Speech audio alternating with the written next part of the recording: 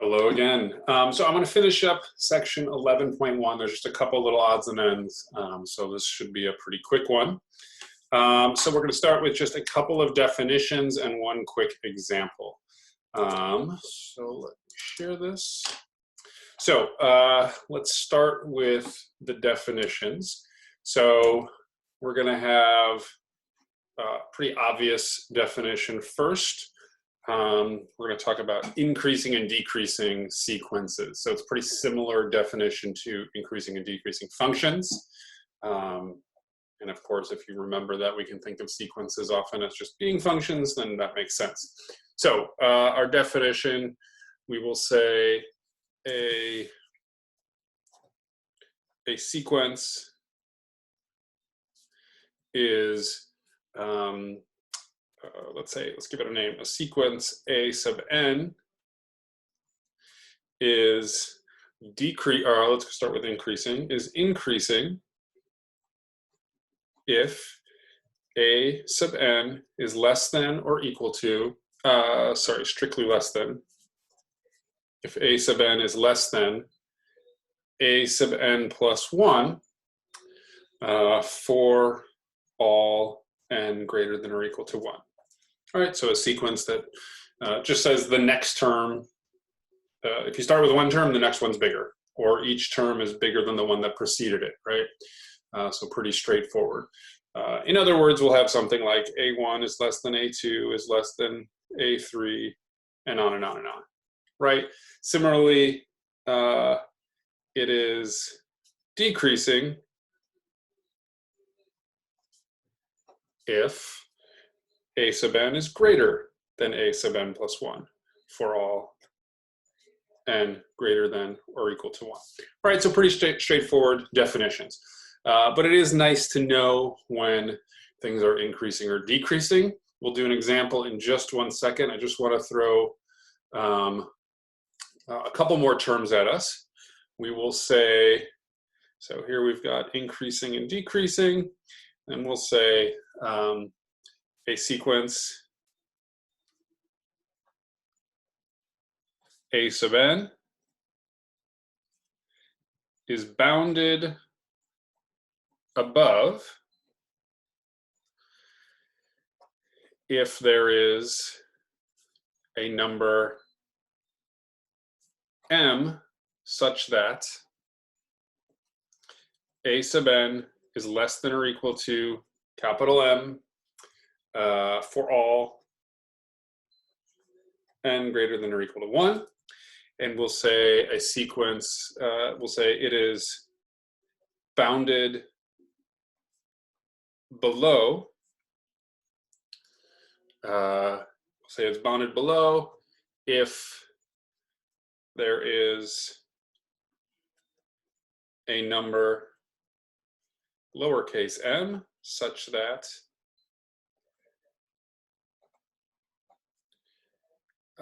A sub n is greater than or equal to little m for all n greater than or equal to 1. And then we'll say if a sequence is bounded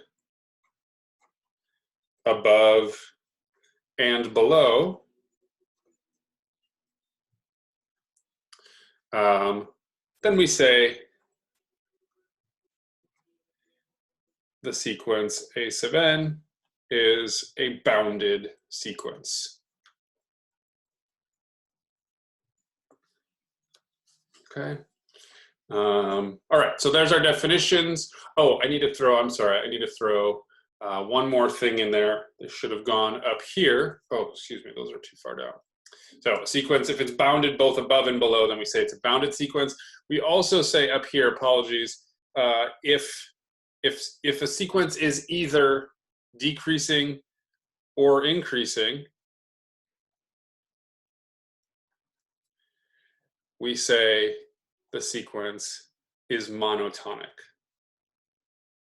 All right, it's just moving in one direction. So monotonic doesn't tell us if it's increasing or decreasing, it's just doing one of them. And it can only be one of them, right?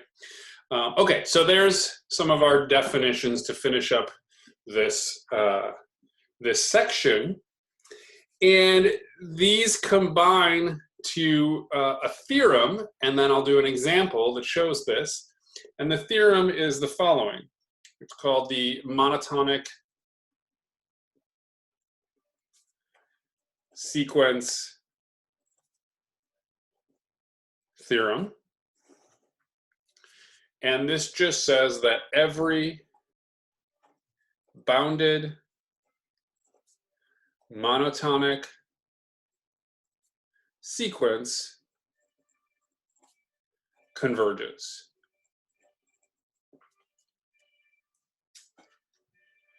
Okay, or is convergent, right? So if you know that a sequence is both bounded and monotonic, then you know that it has to be convergent. It has to converge to something. It doesn't tell you what it converges to. Sometimes you can figure that out, sometimes you can't, but you know that it does converge. We will see later in the chapter that sometimes all we want to know is, does something converge? Even if we can't quite figure out what it converges to, there's still actually quite a bit of information we get about something when it is convergent, right? I won't go through the proof. The book has a relatively straightforward and detailed proof, but it should make some kind of sense. For instance, if I know that my sequence is bounded between two numbers, right? So I'm just pretending this is a graph somewhere in the XY plane, and my sequence is a series of points. Let's say I know it can never be smaller than this one. This would be my little m. This would be my big M. And I know, let's say in this case, it's monotonic increasing. If it's always increasing but never getting bigger than m, it has to be getting closer and closer and closer to that value. There's a little detail in there. M has to be the smallest upper bound on it and things like that. And if you're interested, you could read through that proof. It's not going to be vital for us, but this is something we should at least have a passing familiarity with. So that's the idea of the monotonic sequence theorem. So let me do one example with one sequence, and we'll see some of these ideas in action. So let's look at the sequence a sub n is equal to n over n plus 1, right? So our sequence looks like 1/2, 2/3, 3/4, and on and on and on. So let's see what we can say about this sequence. First of all, let's notice a couple of things. It's pretty clear that a sub n is bounded below, right? Because it's, without really having to do much work, it's pretty obvious that this is going to be a positive sequence, right? We're putting in positive numbers, dividing positive numbers, adding. If you take a positive number and add 1 to it, you get another positive number. And when you divide positive numbers, you get positive. So this is going to have to be positive. It's also, I think, obvious that n is less than n plus 1, which means n over n plus 1 is less than 1. Right? So our sequence is always going to be less than 1. So I can go ahead and put that here. So I get this pretty quickly. We have a bounded sequence. It's always between 0 and 1, right?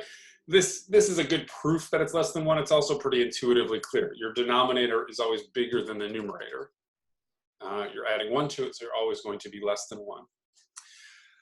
Let's prove something else, right? If you look at these fractions here, 1/2, 2/3, 3/4, and so on, it appears that they're increasing, okay? And there's a few ways that we could show that's the case. Here's one of them. So let me do a little bit of algebra for you here. So I'm going to start with something that might seem mysterious at first, why I did it, but you'll see by the end what I'm going for. So this is pretty clear. N squared plus 2n should be less than n squared plus 2n plus 1, right? Nothing controversial here. These are positive numbers, so we know that this and this are equal, and we're adding 1 over there, so it's got to be bigger. Okay. Now I'm going to factor both sides, so I'll get n times n plus 2 is less than, this happens to be n plus 1 squared. I'm going to write it as n plus 1 divided times n plus 1. Okay, so I haven't changed anything. I'm just factoring both sides. Again, these are all positive numbers, so I'm going to do some division, which when you're dividing by positives, nothing changes about your inequality. I'm going to divide both sides by n plus 2 and n plus 1. Do the same thing over here. All right, so what happens over here? Those factors cancel over here. Those factors cancel, and we end up with n over n plus 1 is less than n plus 1 over n plus 2. Okay, let me come up here and rewrite that statement a little differently. N over n plus 1 is less than n plus 1 over n plus 1 plus 1. So why did I write it that way? Well, let's notice this right here is a sub n. This right here is a sub n plus 1, right? You take the index in the numerator, and then you have one bigger than the index in the denominator. And so this little computation here has shown us that this is an increasing sequence. Each term is bigger than the one that preceded it, right? What our intuition told us here. It's not the only way to prove this. You could do something, it looks like, I imagine, each of these is less than 1 by 1 over n. So you could take that to be decreasing and show they're increasing if you're curious to show it that way. But in any event, we now have an increasing. This is, let's write this out.